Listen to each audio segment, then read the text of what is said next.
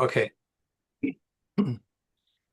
Okay, so I'll say thank you very much, Joe, for the introduction and welcome everyone on this talk. I'm excited to be presenting here at the Creativity Expert Exchange, particularly because my own personal journey started actually in the early 90s at SIPSI. So I've been trained and have various certificates in leadership and CPS processes and so forth. And I can honestly say that your institution relates to what I'm presenting and has accompanied me on my journey. With that, I will show you a little bit of an overview of what we're looking at. So again, I'm presenting dissertation work, so we'll go into the background, some problem definition. I will provide kind of a reduced lit review, go into the methodology, and particularly spend some time on presenting the key findings, and then would actually plan our discussion or prepare our discussion with some contributions and implications that are already in practice right now. So I'm excited by that as well. But I'm even more excited to get your feedback, everyone's feedback who is participating in this session. So in terms of background, there are a few items that many of you are probably familiar with. So if we look at the World Economic Forum, and not only at last year's, but particularly the last decades, creative thinking and skills related to creativity training, just like resilience, flexibility, or empathy and active listening, curiosity and lifelong learning. These are all components related not necessarily to statistics and math training, but to creativity training. So they are high on the list. And also interesting is actually if we just go into the individual disciplines and skills such as creative thinking or curiosity, that they are industry neutral. So often people feel like these are skills only applied and needed in the business of creative enterprises. But no, there are actually insurance companies. There's the medical industry that is seeking more and more these skills that relate to creativity training. So that's one aspect. Then I want to point out the OECD and particularly their PISA study. I'm not sure if anyone is familiar, but the OECD is an international nonprofit organization, non-government organization, has for decades assessed capabilities of 15-year-old students. And in the last, or during the last 30, 40 years, these study points have focused on three dimensions: writing, science, and math. And as of 2022, the OECD decided, with the help of creativity researchers and anyone interested, they have lots on their website. So in 2022, PISA introduced creative thinking as a new fourth dimension that 15-year-old pupils are being tested on worldwide. And they are particularly looking at divergent thinking skills. So I would call this kind of a subset of creative thinking and creative capabilities. But I think it's an important point to set the world into the right direction, to set us all educators, researchers, to look at what is now being done, what is being assessed, and I'm always asking, how are all these kids being trained in this field? So that's one, a second point. Now, the third dimension is actually academic research. So academic research, particularly as it relates to creativity and education, has skyrocketed quite a bit during the last 20 years.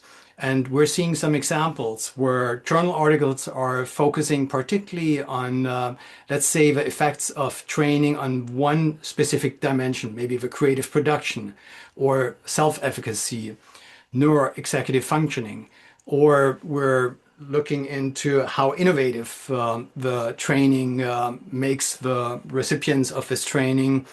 Then there's a quantitative meta study that came out. Scott, they look at the effectiveness of creativity training on a broader scheme, but also again in very distinct subsets of what we're looking for. And so to kind of summarize the background and the situation, we can say that creative thinking skills and creativity training experience a growing interest. And most academic studies are focused on short-term benefits, looking particularly at attributes that many creativity researchers have focused on. Someone who is focusing on self-efficacy, maybe creative self-identity, that's a component, or cognition, divergent thinking skills, confidence, emotions. So many of the studies are focusing on very, very singular components. And then what I found is actually that very few qualitative studies are available for assessing short-term impacts of these trainings.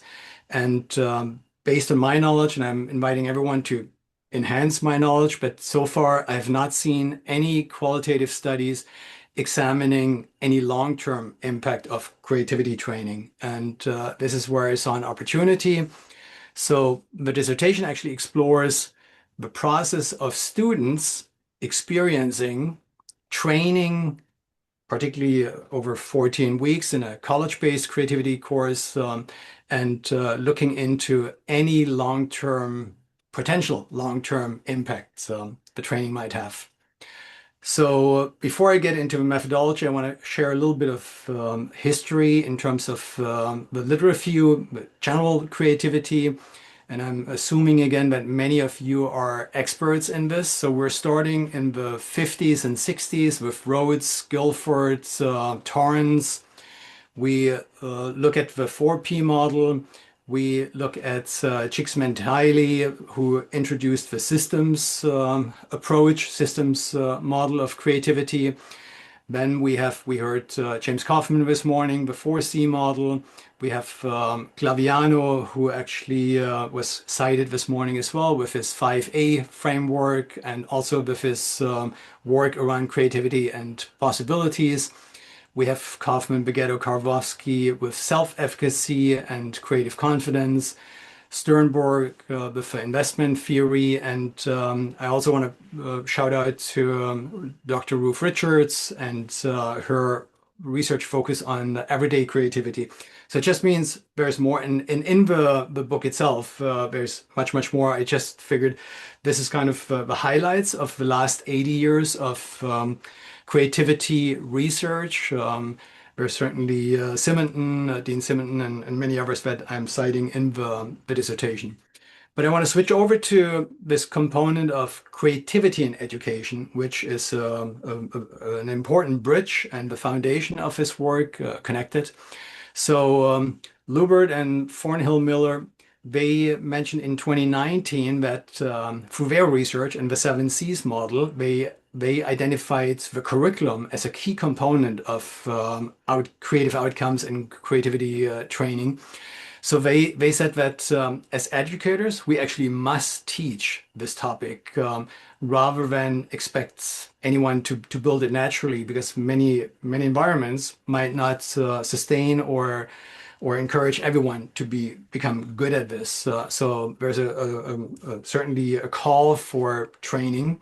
Many of you are probably in that space, training creativity. I want to go back to 1984 and Csikszentmihalyi, who actually was saying that particularly teaching problem-solving skills is beneficial for the whole educational experience that students go through. And actually, I would argue adults as well.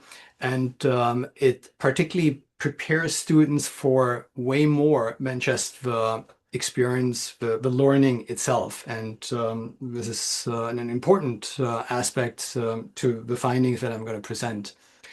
Lastly, within that bucket, creativity and education, we're also looking into these concepts presented by Jeffrey and Kraft, teaching creatively and teaching for creativity. We can also say teaching creatively versus teaching for creativity, or maybe even a combination of both. But these are very distinct items in the literature and different results, looking at the review and research.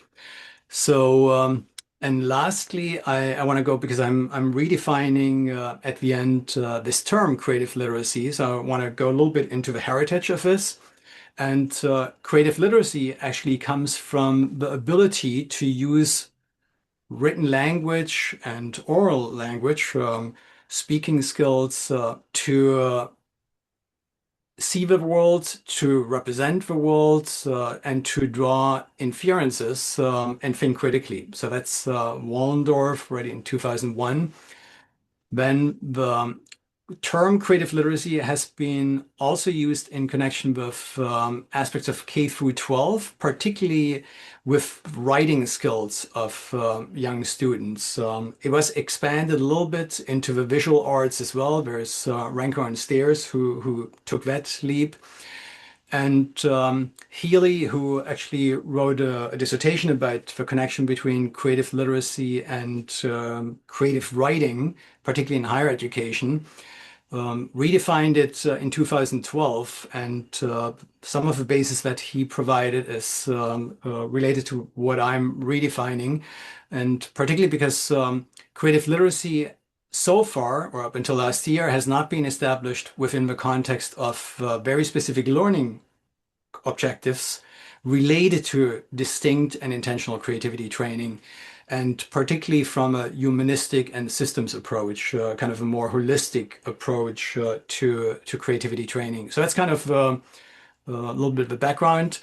And in terms of methodology, I approached the work with this, yeah, I guess understanding to understand a process, to discover a process, and to get perspective and world views of those people who are sharing their experience in a specific field or through a specific experience. I used a grounded theory approach, and particularly Sharma's model of constructivist grounded theory, and conducted semi-structured, in-depth interviews that lasted about up to 2 hours per person. There was lots of rich information available, and those allowed me to facilitate a deep exploration on the topic, and it's accepted as a useful method for interpretive research.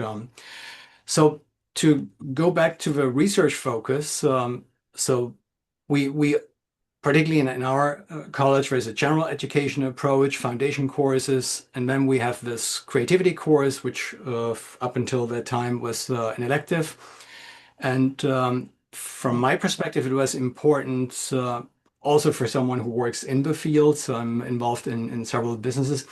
And I wanted to make sure that I can tap into the potential outcome, particularly of those who have at least 1 year professional or personal life experiences after the course had been completed, and up to 10 years. And there's some reason why this time frame. I looked at various other studies. This is not a longitudinal, but tapping into the long-term impacts. There are other studies that looked into educational spaces and worked within 5 to 10 years post graduation. So that was a very, very valid time frame.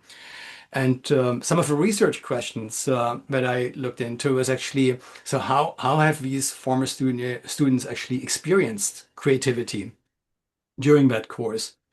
And what might they remember from the course, or what concepts might they actually retain from the course they have been exposed to at that time?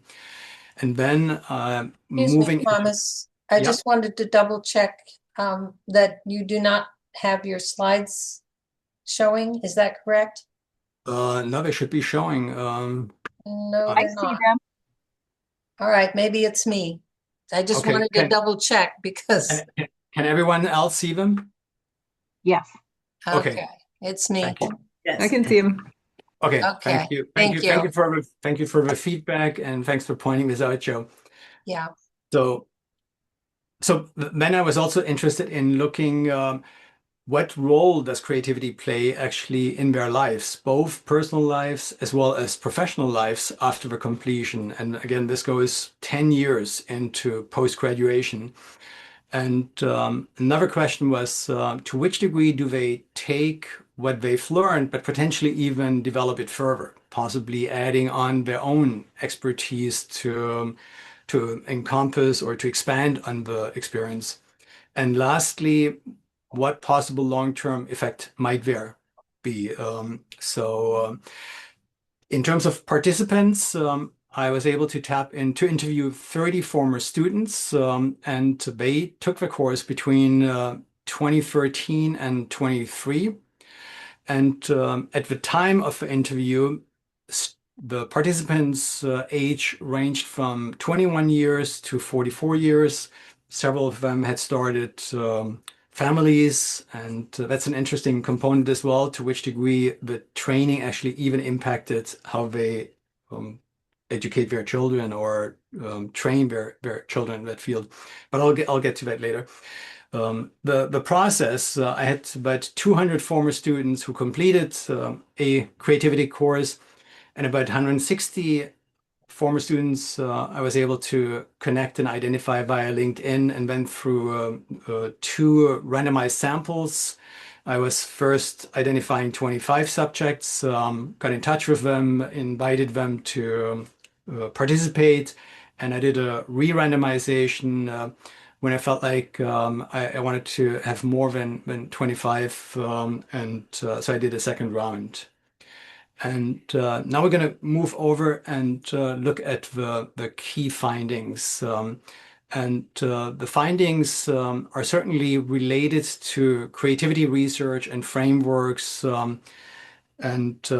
say the first big component that the C-SPEC framework contains, and I'm going to present 6 pillars.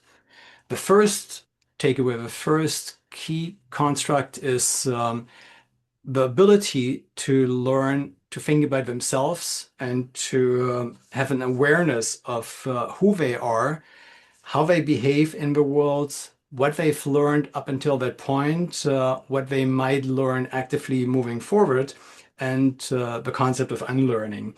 And James Kaufman actually presented something this morning that I believe the topic coherence actually relates to this first component that I consider kind of the first aspect that comes out of the training and shows up already about 5, 6 weeks into the training. The second one is actually the everything related to, we can also call it creative confidence, but particularly self-identity and being authentic.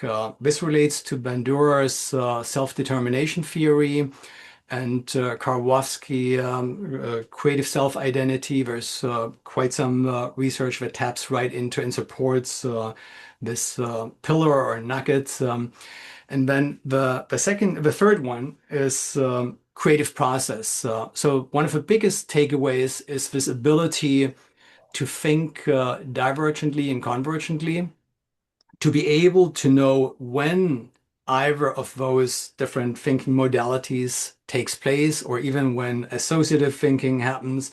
So the participants all shared that the fact that we went through the Osborne-Parnes CPS and several other processes, they internalized it and they were aware, they were able to separate the product from the process and engage in the process and learn the power of the process and knowing the different thinking tools that they've been exposed to. The fourth pillar actually emerged again related to what James Kaufman mentioned earlier, kind of this ability to tap into not only their own emotions, but to see when and how they feel at any given time during their creative journey. They also addressed that they have to take a break, that living a creative life or being actively creative throughout the day and possibly even afterward requires energy, resources, and the ability to develop empathy for oneself, but also empathy for the other. And there's like sections where the ability to take a pause, creative pause, and creating balance in their lives, mental health components were segments of that construct. The fifth pillar, I call this socio-ecological creativity. And again, it reminds me of what James Kaufman mentioned this morning. So socio-ecological creativity was supported by the whole field of sociocultural creativity, particularly as framed by Vlad Labiano, by several other researchers, Keith Sawyer, who is a big researcher in the sociocultural component of creativity. And this was all supported. And I'm using a new word based on my findings, based on the data that I was able to analyze. And here is a point where I can make that connection to James Kaufman's presentation earlier today. When he talked about the animals, when he talked about his environment, the participants all shared that they're interested in working with others, that they're appreciating the creativity of others, and that they learned to collaborate with others, to seek out the creative inspiration of others, but and also support the creative capabilities of others, but even more so that they draw their own inspirations not only from humans but from animals, from plants, from literally looking at the world from a bigger perspective and being aware how important it is to make sure that this planet is being saved. So that's where this ecological component comes into place. And the last one, the last dimension, the last pillar in this model is actually, I call this creative possibilities journey, very much in alignment to Claviano's work, the possibilities studies frameworks, but also the ability of a growth mindset and the ability to continuously learn new things. The ability to deal with ambiguity and uncertainty was mentioned throughout the interviews, and the ability to take greater risks, to be brave, as Aristotle mentions, living a brave life, where we might have to do something new, maybe even a little bit confrontational, but we know we can always come up with 100 different alternatives if it doesn't work out. So this is these are the six pillars. But what I found is actually by looking at, I'm not sure if everyone is familiar, Erik Erikson, a psychologist who developed the identity and the life cycle, a life cycle model. And so interestingly, I was able to map the developmental aspects of our human creative development over a whole lifetime. And I can start connecting the metacognition and awareness with the conscious self. And the second pillar is actually going to be complemented by the creative self-identity. Again, Karwowski and other people come in. And then the self as process, where the participants demonstrated and shared, and the data is very succinct and evident that once I've been exposed, or once the participants had been exposed to the creative process, they over practice and practice and practice and becoming aware of which phase they're in, they turn this into a natural habit of living their lives. So there is no more defaulting that they're jumping right to the conclusion or want to fix and arrive at the creative product very quickly. No, they embrace the process, and that's part of their lifestyle now. And the socio-emotional creativity leads to the socio-emotional self as expressed by Erikson. And the socio-ecological creativity particularly became the collaborative self because participants expressed the interest, the desire to work with others, but also the willingness to one sub item was actually being in the gray and not necessarily looking at the world with black and white binary codes, but being able to look at the world and at everyone else with from various different perspectives, understanding the world in nuances. And lastly, the developing self to continue a path that, again, Simonton and many other researchers have demonstrated that we can practice creative development over a lifetime. And for some, it actually flourishes in an older age. So this is kind of the model, and we'll go back to that because as we're going back to the many different theories and the theoretical frameworks that students were exposed during the training, it's interesting that from the student's perspective, these six components seem to play the most important role. And I'm pointing out particularly this visualization of the six items or the six pillars because they're not necessarily organized in form of a pyramid, in form of a logical order, but they are acting with each other in a dynamic environment. And that means that each component is influenced through the other, but the creative self, the creative individual with lots of creative confidence is actually at the center. So this is the model. We're going to go a little bit more into what does this actually mean. So based on the analysis in this study, I'm proposing the following six themes as being intertwined to provide a new definition for what we mean when we talk about creative literacy.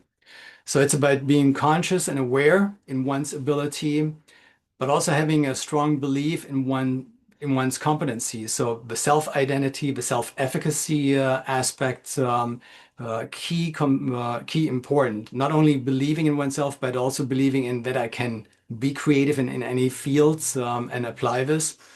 And again, the self as process, the distinction, I'm not necessarily bound just by a creative product that I have to achieve, but understanding and the separation of the process. And if I believe and everyone shared, they believe in the process, therefore any challenge can be overcome by just following that process. And the socio-emotional self, again, the expressing empathy for oneself, but also for others, and having the capacity to collaborate with others, to seeking out collaboration. And lastly, this openness, applying and showcasing a growth mindset that is illustrated by continuous learning, developing oneself, living a life that is growing. And I there's lots of data and certainly quotes in the book itself. I want to leave just one here because this quote even led to me using a different visual metaphor for this of a Swiss Army knife and having these six tools because this person was actually acknowledged by his supervisors when it came to the annual review and he was told that we see you as someone who is like the Swiss Army knife. You're creative, working in a not so creative environment, but you're showcasing your thinking skills, all these six different components throughout the professional experience. And this person was actually in sales development, business development. Another quote that relates to this is actually the visualization of looking at this creative literacy framework from the perspective of us growing like nature in the world, a plant, and particularly with this visualization, the side component that was mentioned by participants was actually that within this work of being creatively literate, the soil is never fixed. So the ground that we're operating on is moving as well. And sometimes it gets better nurtured or more watering and fertilization. So these are just two different visualizations of a model. And I'll move to one additional one because this is actually where my next work is headed towards to develop an assessment tool that moves into these six different dimensions. And I have a team that is already lined up where we're looking at various existing assessment tools, and we will build something not necessarily to measure a finite number, but a tool that allows us to gauge where we are and to kind of just step in and take a snapshot. How do we feel at that point? And ultimately, this changes for each person individually. Based on the research, I'm putting out a hypothesis that certainly I captured year 1 through 10, but based on interviews that I've conducted before and after with people who have graduated from maybe 15 years ago, I'm predicting that this journey is going to continue and that it might differ for each individual, but there is a trend and they all represent creative literacy. So I want to come to the applications, to real world implications. And last year, I wrote a proposal for my university, Emerson College, and I just want to. A year ago, it was literally just a piece of written outline, and what this entailed is actually to develop a new foundation course at Emerson, and with that, to map a course sequence over 4 years. The first course will be a new foundation course that every freshman will be taking. The mapping of the sequence consists of numerous courses that exist already within our environment and that map for developing the creative literacy, the becoming literate in this field, and then leading to a minor and a certificate in creative literacy. I can tell you that right now, the president actually has funded an initiative. I'm currently leading this initiative. It's called Creativity at Emerson. If anyone is interested, creativity.emerson.edu. We're, so to one degree, we're building a universal language amongst our stakeholders, staff, leadership, faculty, students, but we're also developing the curricular changes that I pointed out. We're building programming. So far we've had 2 key programs per semester. Just to give you an example, we screened and had a panel discussion with Radical Creatives, Ultra University. If anyone is interested or not familiar with them, I highly point that out. Then unlocking AI for creative entrepreneurs. We had a keynote speaker with expertise, particularly in the AI context. Just 4 weeks ago or 5 weeks ago, we had Maribeth Cradle-Weitzel. She's the assistant provost and director of the creativity core curriculum at Thomas Jefferson University.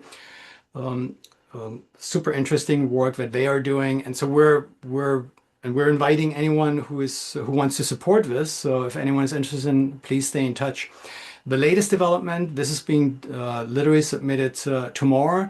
We're piloting 2 sections of a new course, of this new foundation course, Cultivating Creativity as a Human Good in a Digital Age. Happy to provide more information on that as well.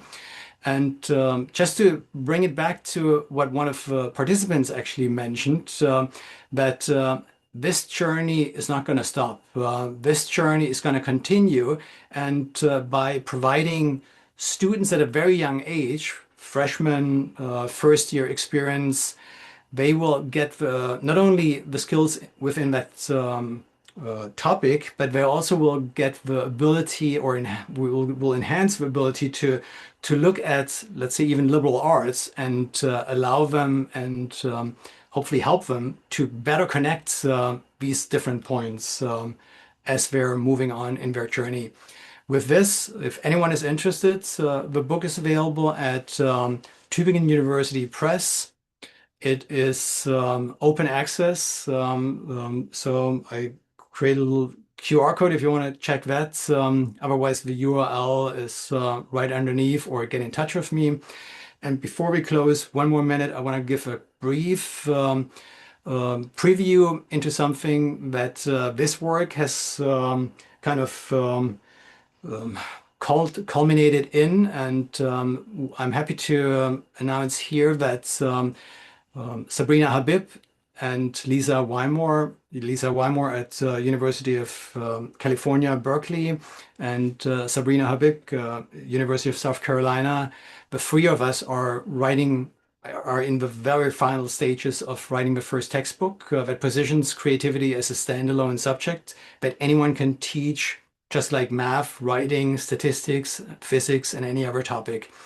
It will be available in summer. It will be grounded in academic research and will implement a lot of the topics that I've pointed out based on my research. And with that, I want to say thank you. And I'm gonna stop sharing here so we have some time to maybe ask some questions.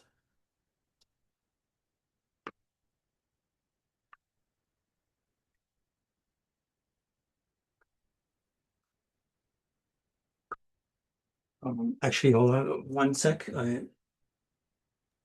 I was very happy to see what you have produced, Thomas. Having been involved in a couple of Dr. Puccio's projects over the last 2 years, it's great to see more colleges and universities getting involved in studying creativity. Tell me a little bit more about creativity as a standalone subject. How do you mean that?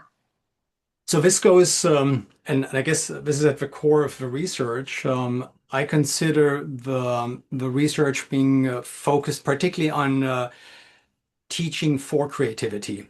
So it's not teaching physics or any other subject in a creative way. Cindy Barnett, who graduated from your environment, now running the Fueling Creativity podcast. I think Mhm. she's certainly proposing the teaching for creativity, but she's encouraging many others, many teachers to become more creative in the approach of any subject they're teaching. Yes. And and this work, my research, focuses particularly on the topic teaching for creativity and teaching the foundations of cognitive psychology, developmental psychology, social psychology, neuroscience. It's the interdisciplinarity that comes into the creativity space. But if it's applied, and I have certainly additional information, is also in the book, of the four or five main ingredients in order to succeed in this training and in order to be able to apply the creativity frameworks and the cognitive processes. So there's a number of things necessary, which I've outlined in the book and again validated by external research. But we believe that creativity, particularly within the context of now a growing use of AI, interference with AI, it puts the human agency at the front, the human creativity at the front, and to teach how we learn how to think critically, but also creatively before we invite anyone into the AI mix. Hmm. So for that, we believe it should be taught as a standalone Yes, subject. I would agree with that. Since that's pretty much what we do as well, is teach us Exactly. specifically creativity. Exactly. Exactly. And I Uh, think there's greater need. So we will hire new teachers and I might get in touch with you to look for we have, collaborators, candidates who are interested in stepping into this because there's always academic change is not easy, as some of you might have experienced. And so to say that all of a sudden a certain course might not exist anymore in the future, or it might go into the departments. And we're now introducing this new creativity course and running that for 800 students, freshmen, and mounting the different class sections. That's something that not everyone is readily saying, oh, yeah, that's all I've been waiting for. But we believe it's more than necessary as we're moving forward. We believe that it should be a general subject for everyone, that everyone in the college should have a course in creativity. We're still working on that. Yeah, Hopefully, that's going to come about in the next, maybe by next semester. But um, I think what you're saying is right on. How about some of the rest of you? What kind of questions, Allison? Yeah, I see one. I want to jump in. First of all, thank you for a great presentation. It was really enjoyable and enlightening. So I wanted to mention, I think Sheridan College in Yes. Canada is doing, and it might be something to look into, is doing what it is that you're doing also, is they're actually starting with like the freshman incoming class and requiring creativity courses as part of level setting. So, you know, some universities require like a freshman writing class for Exactly. all incoming freshmen. So they're establishing, they've established actually for many years now those types of courses in creativity, which I think is incredible. And then the other thing that I'm familiar with at the University of Denver is a living and learning community that freshmen can come into. And there's many living and learning communities. You know, there's social justice and environmental things like that. But there's also a creativity and innovation living and learning community that the students can join. They get one credit and then they spend the semester with sort of this like sort of family or community working on projects and learning about creative problem solving and creative confidence and, you know, sort of everything that you've said. So it's really encouraging to see that some of this is out there now. The one thing I am always thinking about, and then I'll let someone else talk, is years ago. So I'm a qualitative researcher, and years ago I worked on a huge project for a quality association, and it was all about TQM. And I'm old, so it was total quality management. Mhm. And the idea was eventually all the quality managers will put themselves out of business around the world because quality will become integral to everybody's job. And I think that a really big, audacious goal that we should all have is that eventually we put ourselves completely out of business because creativity is taught at such a fundamental early age. I mean, you could teach some of these principles to kindergartners. And, you know, and I know SIPSI Youthwise is really on the forefront of some of this, but you could start to create curriculum that would go all the way through kindergarten, through high school, through freshman year, all the way through college. And I think that would be the most incredible thing ever to be able to do something like that. So, if we could all get on that, that would be great. I don't know if I you've ever met Joette Field, but she did Mm. that. She did Yes, that yeah, in her teaching. yeah. And I think one of the things that strikes me about Sheridan is they made a corporate decision to have creativity as one of the values of the Hmm. organization. And when you're trying to make organizational change, that's critical. That's so amazing. Yeah. Anyone else have a I I did see a question, Michelle, question why 16 weeks? So there is a meta study from a Danish, actually, sorry, Icelandic researcher who now lives in Copenhagen and works in Copenhagen. And she looked at various components. The challenge is that the formats are quite different based on the courses that I've developed, and I've done corporate trainings in that field as well. But I wanted to look particularly in the semester long length or duration. And my answer is actually the reason for behavioral change. So I've done workshops on a Friday basis. I've done intensive training. I was a visiting professor at Alfonso Ibanez in Chile, in Santiago. And we've done en bloc, so five super intensive days, sometimes 10 days a week, 10 hours a day. And people are impacted by this, but based on what I've seen now, and I think what I'm seeing with some other, at least for short-term um, studies that had been done about semester-long courses, are validating that there should be a specific duration to this training because we're literally talking about behavioral change.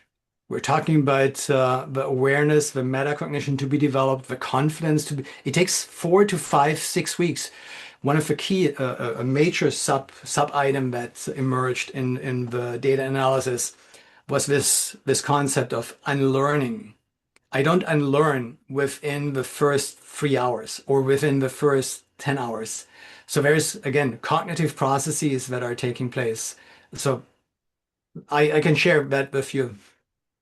And habits, they say even a habit Habits take formation, 32 days at exactly. least The to change a rituals habit. that need to be established for practicing the creative literacy on an ongoing basis. We are certainly all, I mean, I've been using Cameron for a long time, but and in addition to developing my own exercises, but the morning pages and the artist dates, two main components, and I'm always getting feedback that those are the minimum two that are being practiced 10 years after, even yeah, 15 years after the training. I see a hand up. Jin? Jin? Yes, thank you so much. Your ideas, I found it's also very fascinating and illuminating. I think that your framework, I think you provide two diagrams. One is pyramid, the other is like a diamond shape, which is one is very dynamic. So when you design the course, is more follow like a pyramid structure from the bottom up to give a students a foundation to help them to be aware their consciousness and then gradually and build it up.